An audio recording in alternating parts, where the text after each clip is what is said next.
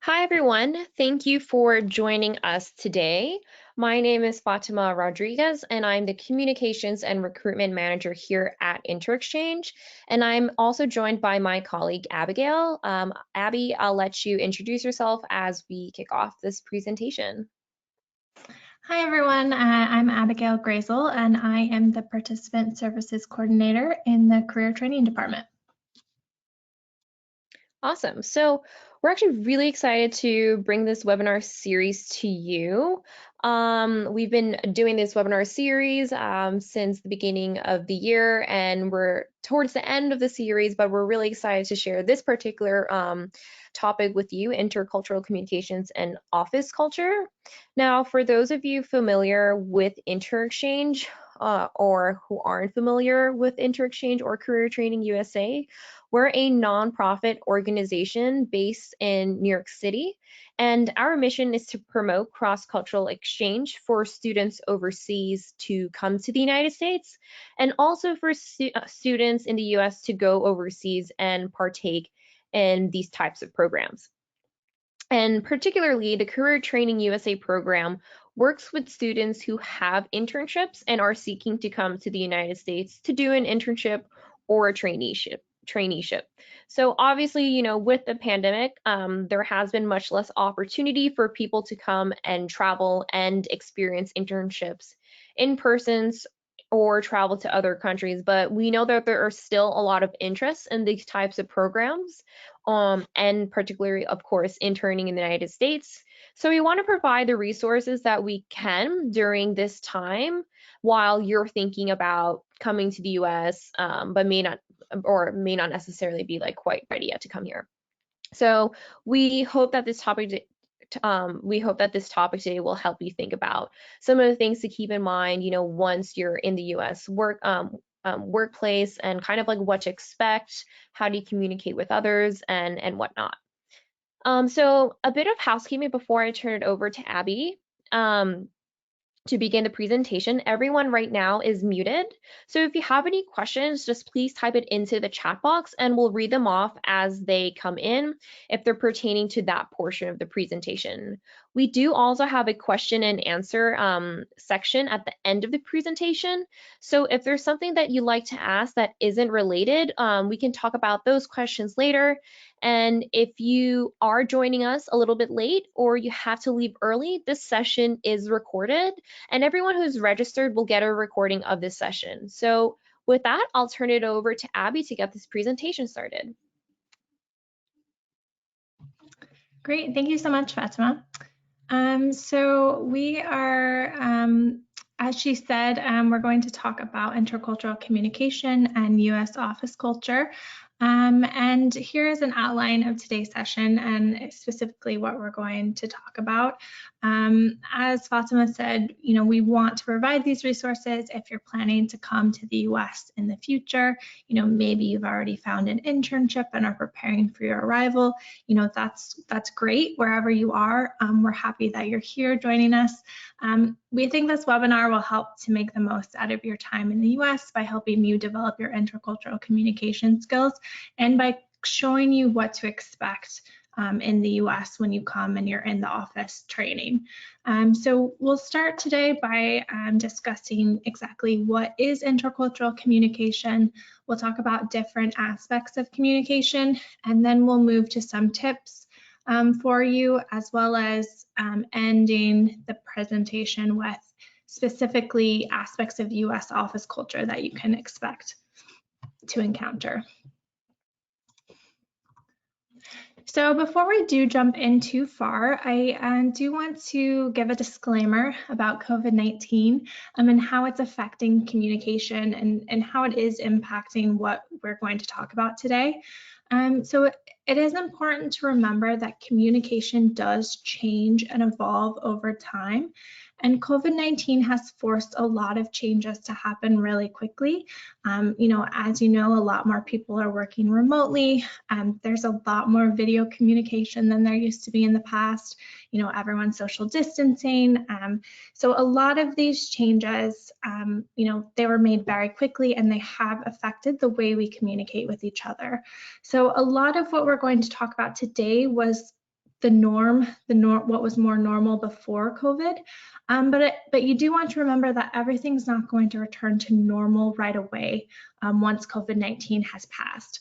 So we will need to adapt and change as we all continue to get used to these new ways of communicating. And throughout the presentation, I will maybe try to stop and mention how maybe something has changed because of COVID-19 and whether we think that will continue to be different or if it'll return to what it was before. Okay, so intercultural communication, what is it? Let's kind of break it down first and start by defining communication. So communication is the mutual creation of meaning. So it isn't just about speaking to someone and having them understand your language.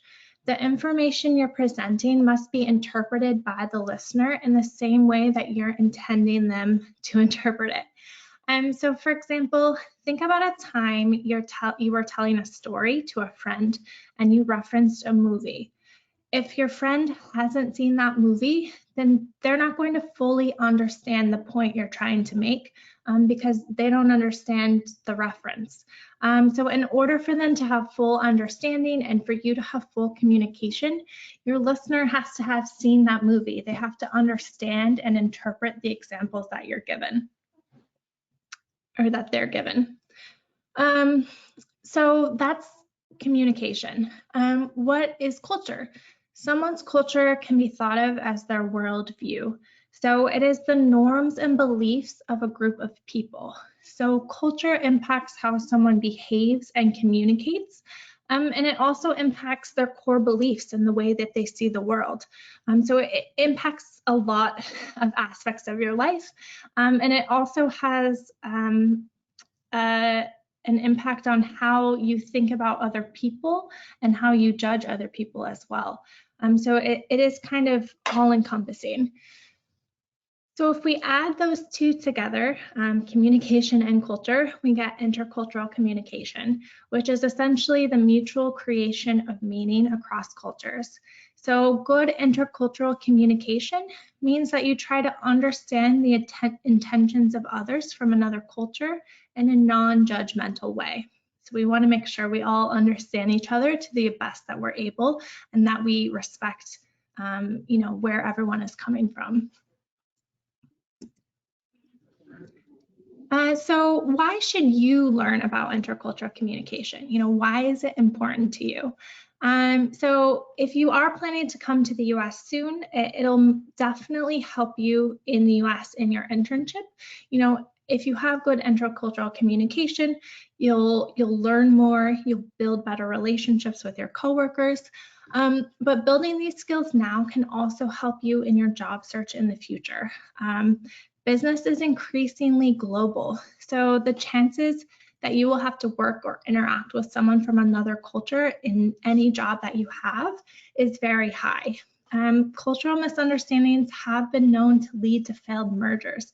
So you want to be able to show future employers that you have the well-developed intercultural communication skills that will make you valuable to them, that will make sure you're able to complete those mergers and not have cultural misunderstandings that can affect their business. And then it's also good to know that having good intercultural communication can also make you a better coworker.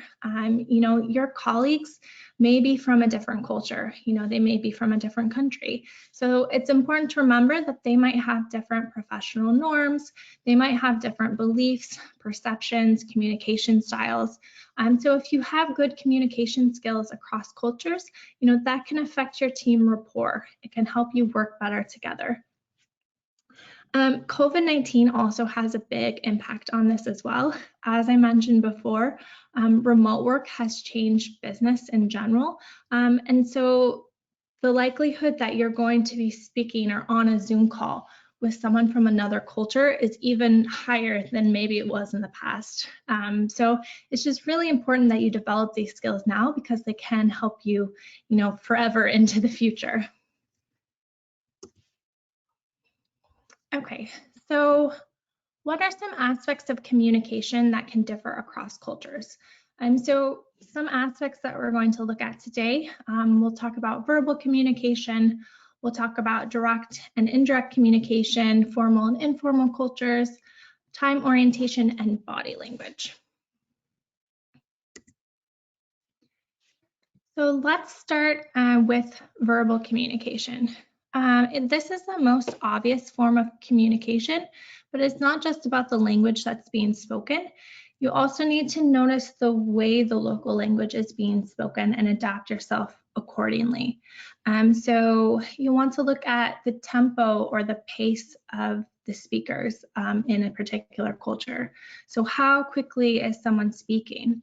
This can vary across languages. I think sometimes Spanish is maybe spoken a bit more quickly than English naturally, but the pace of a speaker can also vary in different regions of people speaking the same language within the same country. So this is going to be specific to each, particular culture, each particular area. Americans are known to speak quickly. I am trying to maybe slow down my speaking speed a little bit right now, but naturally a lot of Americans do speak quicker or are considered to speak quickly. Another aspect of verbal communication to consider is the amount of silence between speakers. So how comfortable are people within that culture with silences in a conversation? So you'll notice, for example, that Americans don't like silence in conversations. It often makes us uncomfortable, and there are often jokes about awkward silences. So if there's a weird pause in the middle of a conversation, someone might make a joke about how the silence is awkward.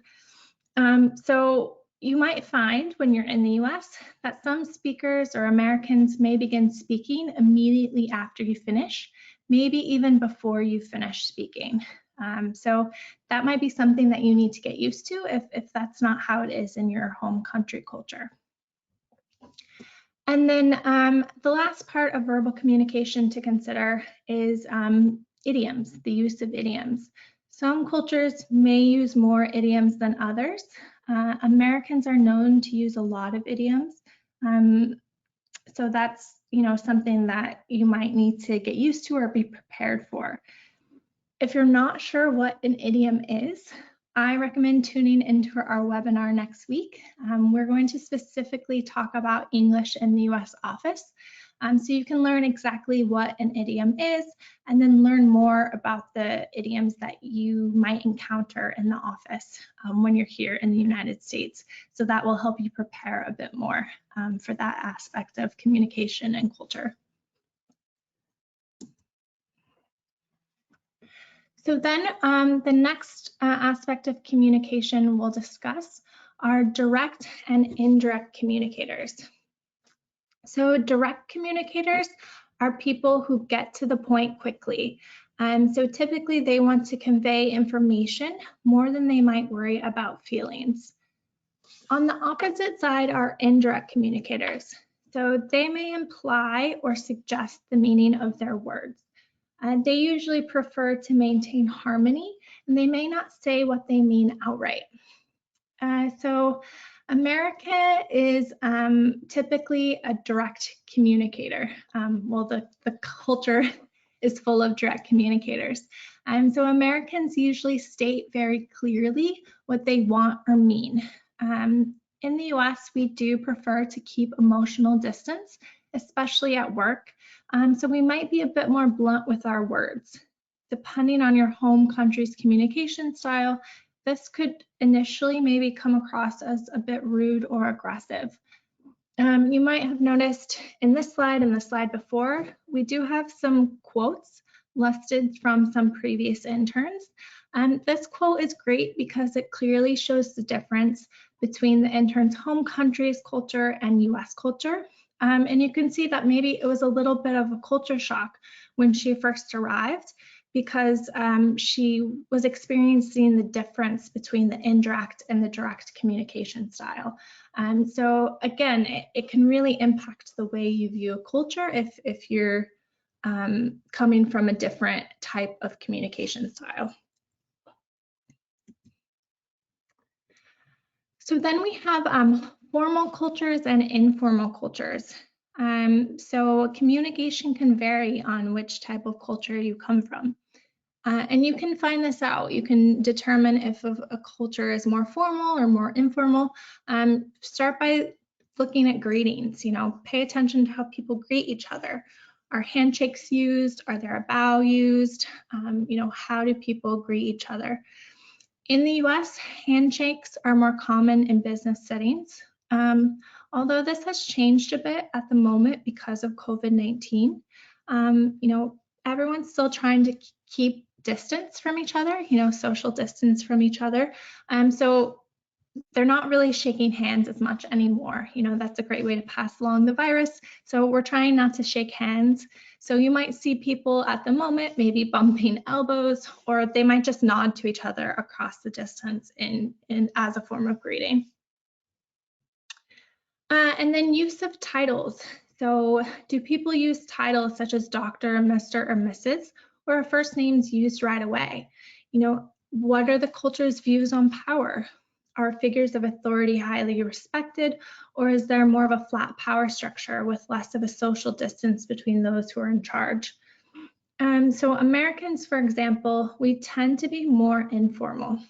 So first names are commonly used, even with people you've only just met. There's also often more of a flat power structure, so there's less quote unquote respect for authority than maybe there is in other cultures. Again, this intern listed her culture shock here, or maybe what she liked about US culture, greeting strangers, more casually, was something that she had to get used to because, again, that's not something she was used to in her home country. So time orientation. How does each culture view time? This can also have an impact on communication. It can show you a lot about a culture of how they view time. So the pace of life of a culture, how busy are people? Is everyone rushing around? Are their schedules really booked? Does this culture sit down and have long meals? Is there a long lunch time where it's a lot more socializing, or a long dinner, hour-long dinner? That can tell you, how this culture views time is how quickly their pace of life.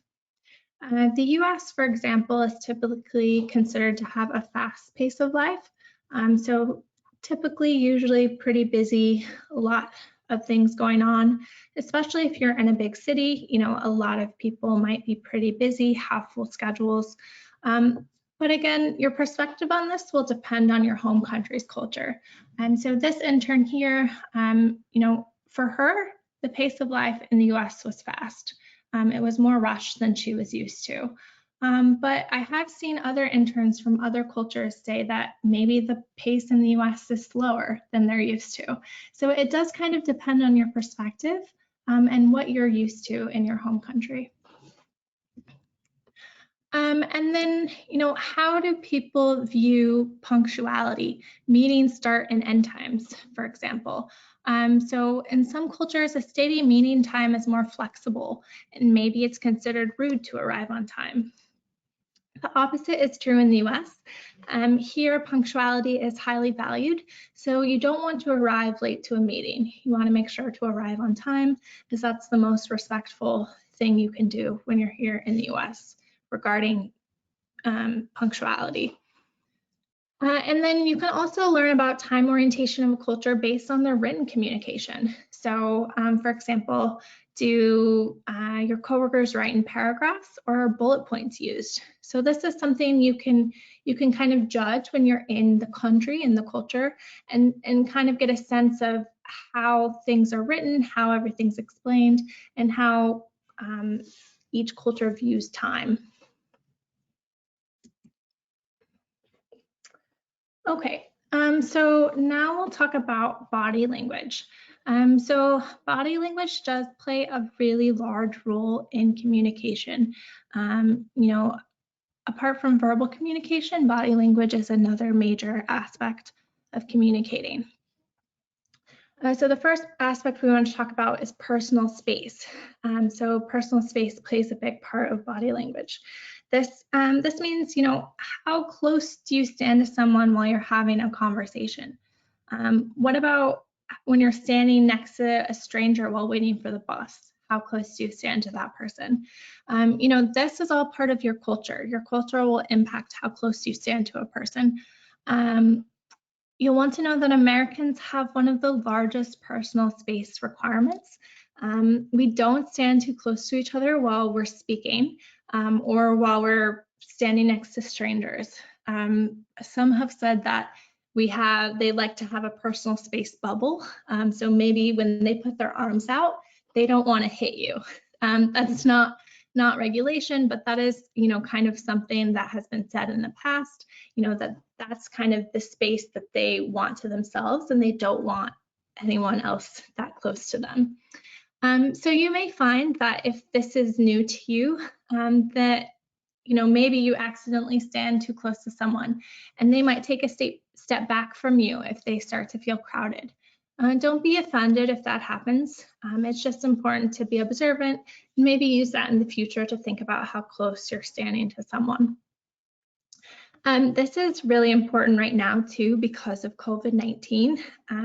Because of social distancing, trying not to pass the virus on, it comes across as almost disrespectful if you do stand too close to someone because we are trying to maintain even further distance from each other because of the virus.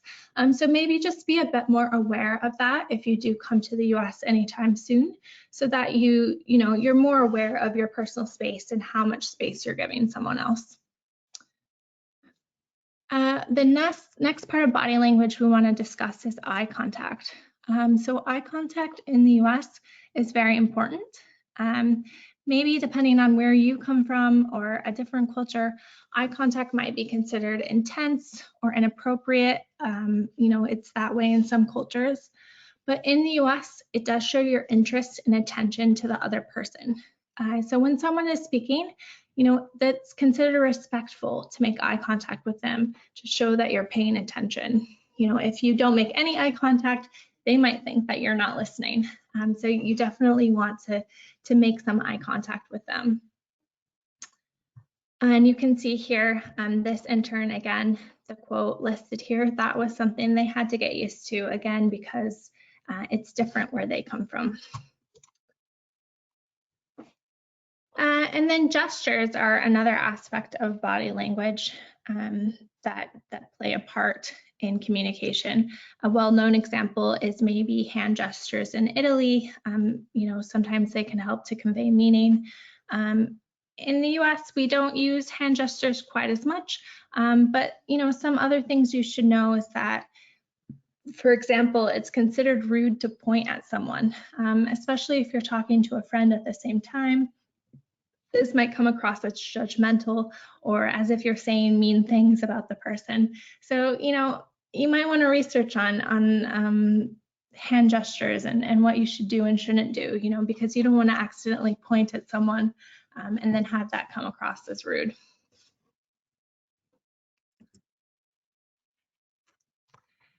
Okay, so we do want to give you some tips now to improve your intercultural communication skills. So the first tip is to have an understanding of difference.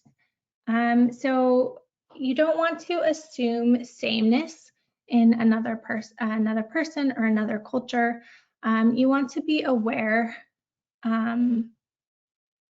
of the differences, in cultures.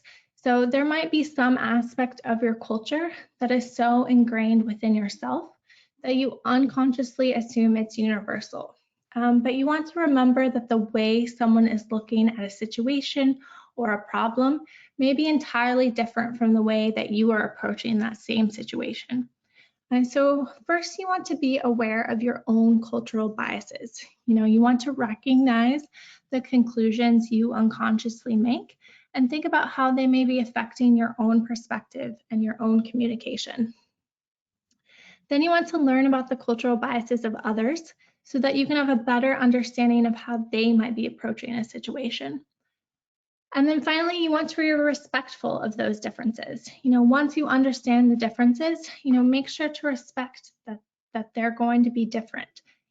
Understanding and respecting differences will go a long way in improving your intercultural communication. Tip number 2 is to learn about communication styles and adapt. So what something means in your home country could mean something entirely different in the US. As we just discussed, the norms of communication can vary across cultures. So, personal space, physical touch, hand gestures, time orientation, all of those things vary across cultures. So you want to make sure to do your research on your host country before you travel. Read up on politics, sports, geography. Watching television or shows or movies from your host country could also be a great way to learn about their culture and also about their communication style. So, you can look into body language, intonation, how pace of speech. All of these things you can find out by watching your host country's television shows or movies. And then once you're in country, make sure to observe and be attuned. You want to adapt your behavior according to your host culture, and that way you'll have a better chance of being understood. It's good to do your research before you arrive, but there's a lot to be learned in country as well, and you can certainly adapt your own communication and your own communication. Essentially, I just said it, depending on where, depending on what you learn and observe while you're in country. And then the last tip number 3, is to check your understanding. So, take notes during meetings, and maybe ask questions that you're unsure about. Don't be afraid to ask your coworkers for clarification. They're going to be very happy to help clarify and explain things to you. So don't be afraid to ask. And just remember that it's a learning process. You're not going to get it right every time. If you do find that you've accidentally offended someone, just make sure to apologize, and then you can use it as a learning opportunity and move forward. So just give yourself time to adapt and to change as you learn more. Okay, that is the first half intercultural communication we wanted to talk about. I do want to take a break and see if we've had any questions come in. Fatima? Yes, so we have 2 questions. The first question is, how long should I make eye contact with someone to engage with them and show my interest? Great question. If making eye contact isn't something that you're used to, it might take a little while to get comfortable with. You definitely don't want to stare into someone's eyes the entire time they're speaking. This could come across as a little intense.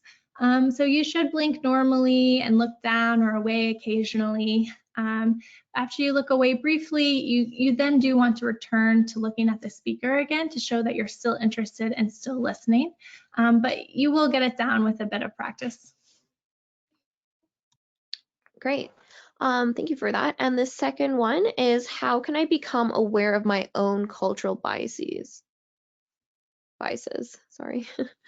These can be difficult to know, especially if you've never studied cultural differences before. You're going to want to start by researching information and analyses about your own culture. There are a number of websites that compare cultures, and the websites do discuss important aspects of each culture. So if you start by reading about your own culture in comparison to others, you can kind of start to understand how your views and values may differ from others. So if you've never read about your own culture before, it can be really interesting to look into that, and you kind of learn about yourself in the process, because your culture does impact you. Awesome. That is all the questions. Oh, we have one more questions that came in. The question is, are offices in the US usually really formal or are they sometimes informal? Yeah, that's a great question. And actually, I'm going to kind of pause on that because we are going to go into more specific aspects of US office culture, and I will address that question. So if I don't answer it at the end, feel free to ask more specifically at the end, but I will tell you about that as we go on. Awesome. Thanks, Abby. Of course, thanks, Fatima. So that being said, let's move on and go into US office culture specifically. Um, Typically, the US does have more of an informal business environment. This will depend on the specific office culture. So each office does have a different culture. But generally speaking, American offices tend to be fairly informal. But it could depend on your field. So finance, for example, is typically more formal than, say, a technology startup. And then the difference you notice, between U.S. office culture and in your own will depend on your own country as well.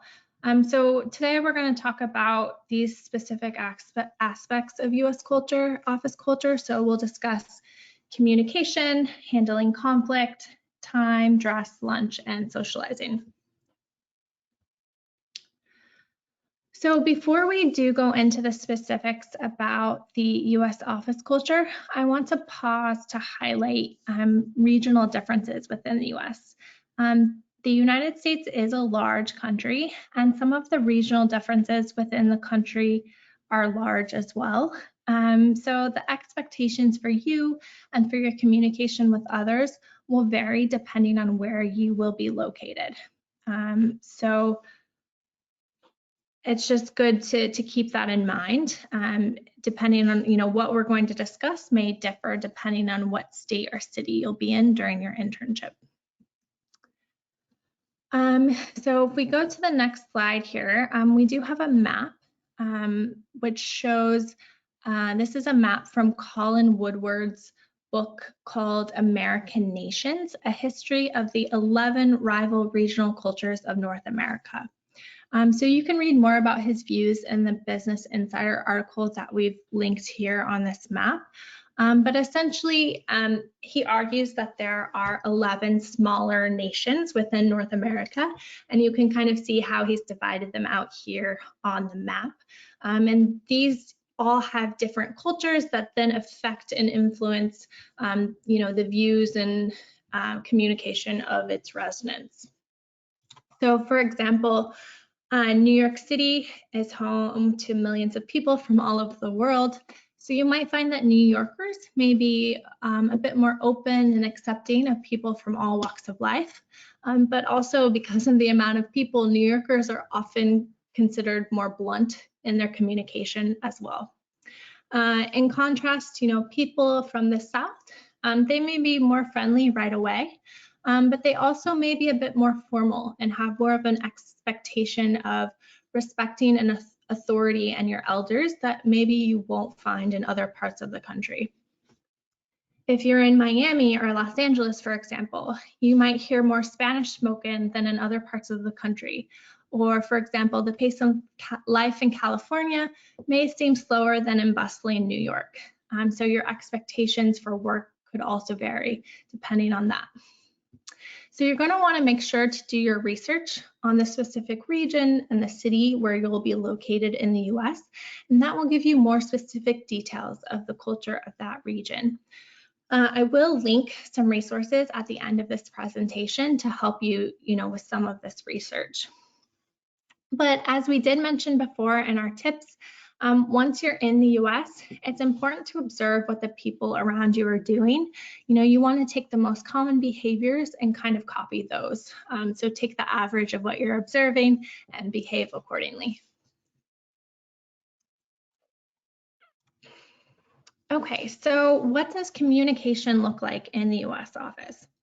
As we did discuss before, Americans can often be considered very honest, direct, or blunt in their communication style. So a colleague may offer you maybe unasked for advice that you weren't expecting, or maybe a coworker will send you a very short email with a list of tasks to accomplish. Most likely, neither of these are meant to be rude, but these are just coworkers who are being efficient with their time and their communication.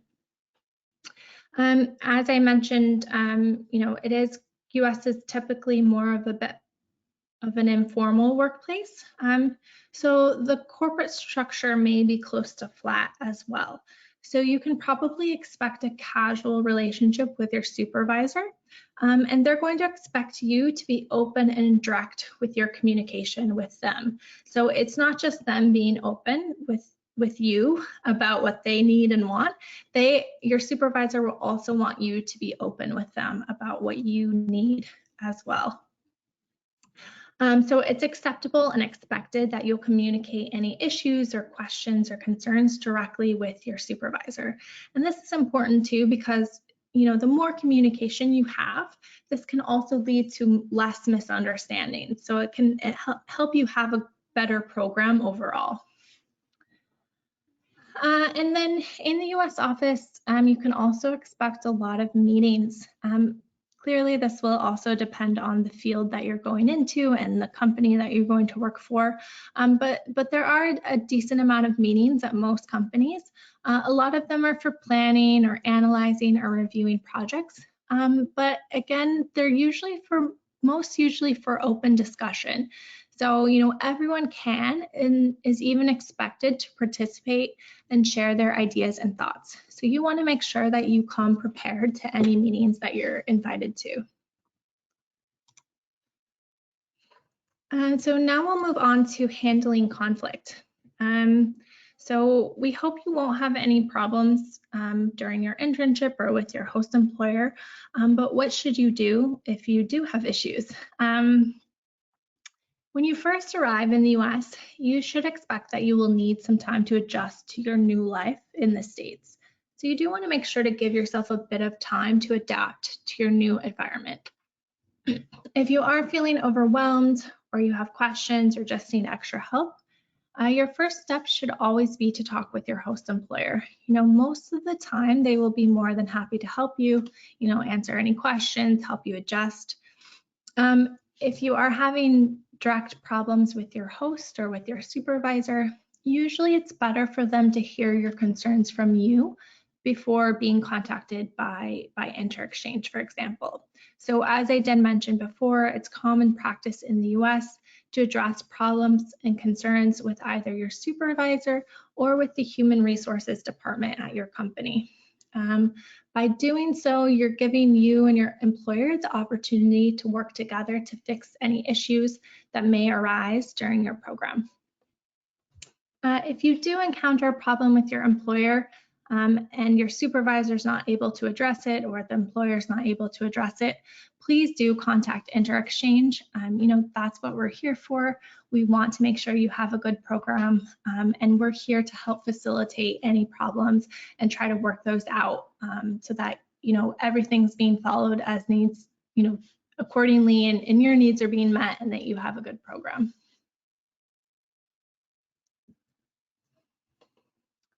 Okay, so time, what is time like in the US office? What can you expect?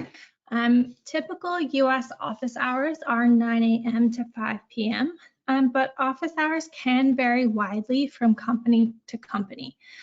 Some host employers may be flexible with your hours. You may be able to choose your hours even, but some are going to be fairly strict with, when they want you in the office.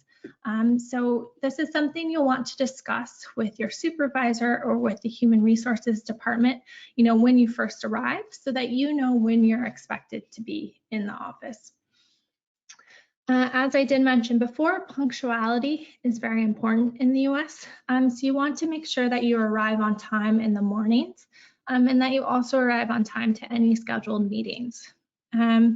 If you are going to be really late in the morning, maybe you woke up late or you missed your train, just make sure to contact your supervisor. You should either have an email or a phone number or a Slack channel, anything like that, or you can shoot them a quick message and say, hey, I'm going to be late today, because they need to know when to expect you in the office, and they start to get worried if they don't hear from you or you don't show up.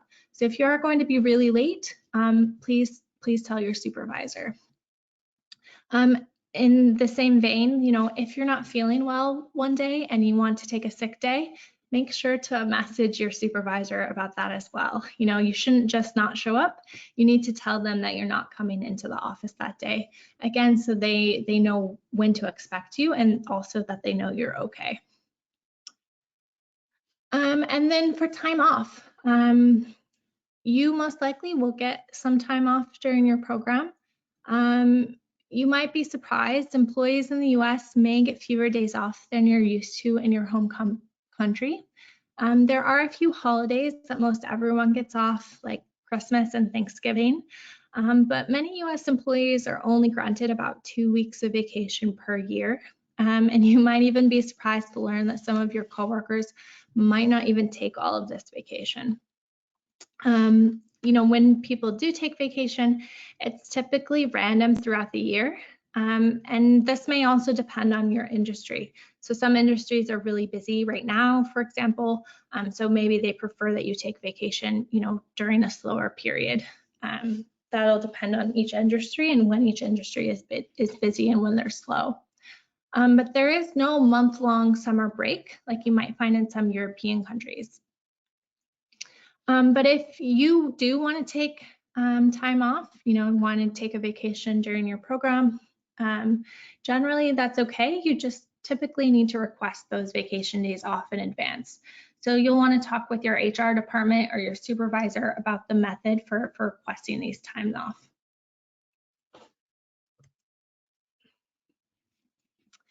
So what can you expect in terms of dress code in the US office? The dress code in your office will vary based on your own company's culture. So a lot of offices in the US have a business casual dress code. Business casual typically means dress pants, skirts or blouses for women. It usually means a button-up shirt for men. Men don't typically need to wear a tie or a jacket, but you do generally need to wear a button-up shirt, usually a long sleeve shirt. That is what's considered business casual. But there are some companies that are moving to more of a casual office, which means you're allowed to wear jeans and sneakers and t-shirts. Again, this really varies based on company. Finance, for example, typically more formal. They might have a business casual dress code, so you couldn't wear jeans, for example. But some other companies, especially startups, are more casual, so you could wear jeans, more or less sneakers, anything like that. But the main thing to remember is that it's important to remain professional regardless of the dress code in the office. So you don't want to wear anything too short, too low cut. You shouldn't wear hats inside.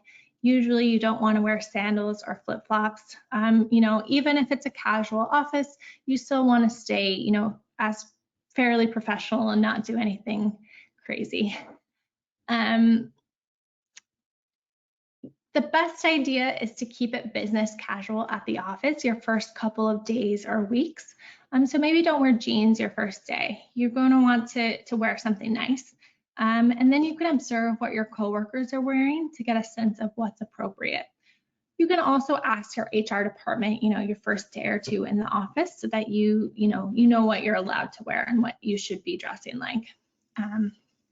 And I have mentioned human resources, HR, a few times. Your human resources department will be a great resource for all policies in the office. They might also have an HR manual that will list all of the policies. So it's good to review the HR manual early on in your internship, so you have a better sense of the office rules and culture. You'll have a sense of the dress code, the office hours, everything like that is typically listed in the policies.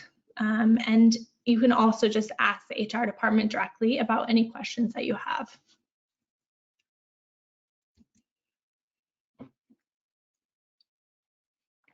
So what does lunch look like in the US office?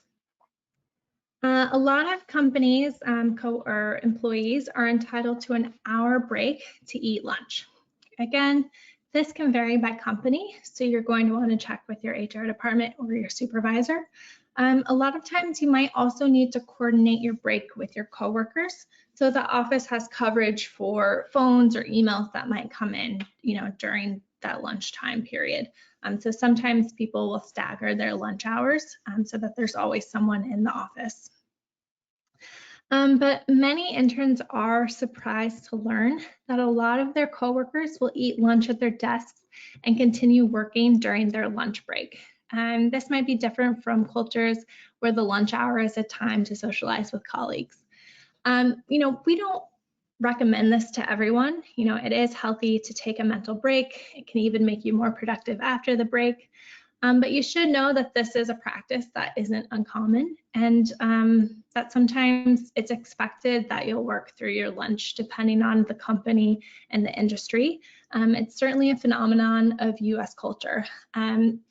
The website I listed here, saddesklunch.com, that is an old website, so it hasn't been updated super recently, but I do think it's a great example of this concept of eating lunch at work at your desk while you're still working. This website has pictures of sad lunches that people are eating at their desk. So it's just an example of this concept of working lunches, essentially.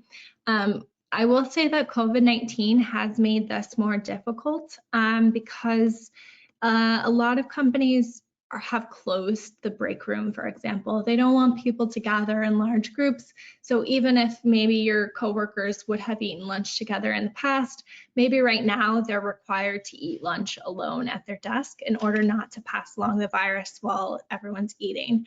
So I think that this has kind of perpetuated this concept of eating alone while you're working.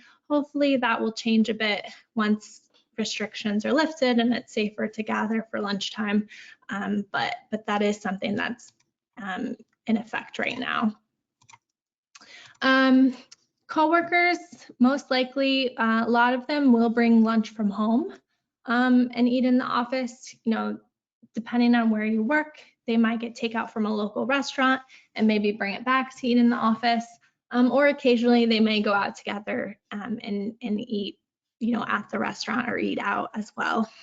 It is always interesting because food is often mentioned by past participants as something that was shocking, a culture shock for them. I find it funny, one time a past intern was surprised to see that salads are eaten for lunch as the main part of the meal in the US. That is something that happens. I guess that's not something that happened at their home country. So that was interesting to see those differences. And then socializing. How will you socialize with your coworkers? One thing to remember is that Americans love small talk. So it's not uncommon for coworkers to say hello to each other in the morning, even if they don't know each other well.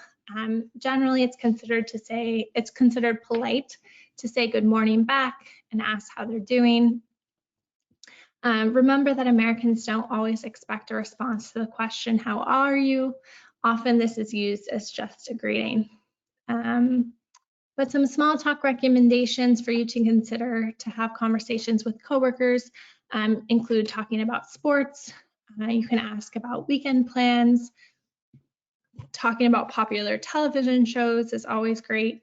The weather is a good small talk topic, or food. Everyone loves to talk about food as well. Hopefully, your coworker maybe isn't always having a sad desk lunch, so you can talk about some great places to go out near the office to get lunch. But you do want to remember that Americans do value their privacy, especially in a professional setting. So it's not considered appropriate to ask coworkers questions about their age, their weight, their politics, or other personal matters. So you do want to keep it, pretty casual when you're having conversations, especially if it's a coworker you don't know very well. But one way that coworkers do get to know each other better is often at happy hour. So happy hour is a time generally from like 4 p.m. to 7 p.m. or so, when bars offer discounted drinks and food. So if you're invited to happy hour, we highly recommend that you go. It's a great way, like I said, to get to know your coworkers and kind of interact with them outside of the office. But remember to stay professional and don't drink too much at happy hour. It is more casual, but you want to make sure that you still maintain a level of professionalism since you are still, they are still your coworkers. And so you don't want to do anything you'll regret.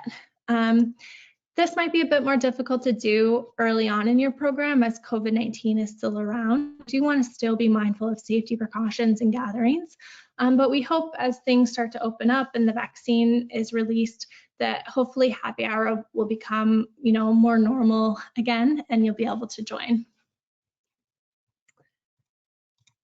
Okay, so that was kind of the end of our US office overview, the culture that we wanted to discuss.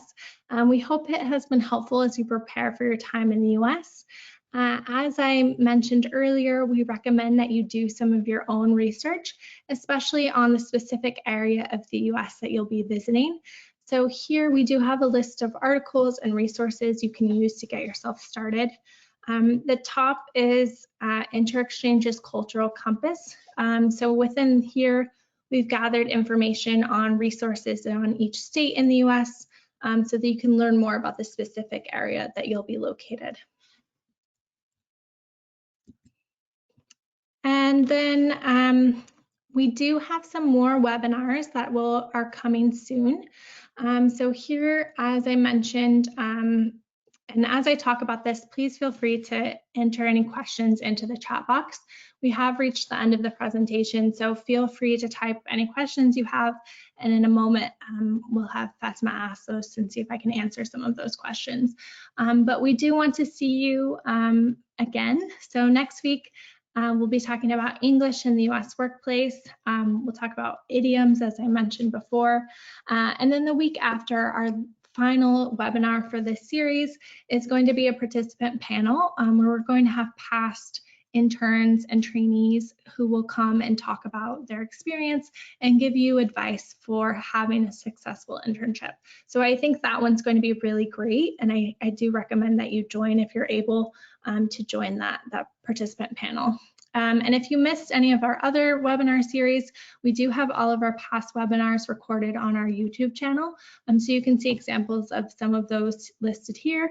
And these are all links. So when we do send this presentation to you, you can feel free to go ahead and click on those and they'll take you straight to the YouTube channel. And with that, Fatima, are there any questions that I can help to answer? Yeah, there are 3 questions. The first question is about socializing. If someone asks what's up, what do they mean by that? Yeah, that's a great question. So if someone asks what's up, they're just asking, like, how are you? What's going on? What's new in your life? So it's a greeting. Typically, depending on how they say it, they might be saying like, what's up? And that's them saying hi, kind of. So you don't have to feel compelled to give a full answer. But, if they ask, what's up? They might ask, they might want you to respond with something that's happened in your life, something new if you haven't seen them in a while. So they're kind of asking, another way to ask, how are you? Awesome. The second question is, what if I will be interning at a small company that doesn't have an HR department? Yeah, that's a good question. So at small companies, typically there is someone who's designated to do some HR work in addition to their other work. So you should ask your supervisor or coworkers, who the main contact for HR questions is. If there isn't a designated HR department, then it's really important that you stay communicative with your supervisor because most likely they'll be your main resource for questions and issues. And then as always, don't forget that Interexchange is here. We're here to help you. So if you have any questions or concerns about your internship, please reach out to us so that we can assist, especially if you don't have an HR department to go to with any questions. Great. And the second question is, how do I know if I can go out for lunch? Yeah, so if you're not sure, you can start by asking your supervisor how lunch works at the company. You can ask that early on. Usually you can go off their answer, but you also want to gauge yourself kind of what the culture feels like in the office, during your first few weeks to see what your coworkers typically do. If it looks like most people keep working at their desk as they work, then maybe this is an unspoken expectation. But you'll want to try to gauge the room and see what the company is like, and also do what you feel most comfortable with as well. You don't want to do something that you're not comfortable with. And that is all the questions that came in today. Wonderful. So we can wrap up. Perfect. Well, thank you everyone for joining. And here we have listed, if you have any final follow-up questions or anything, please feel free to reach out to us. And we're happy to help you. And we hope that you are able to come to the US for an internship soon. All right. Thank you. Thank you.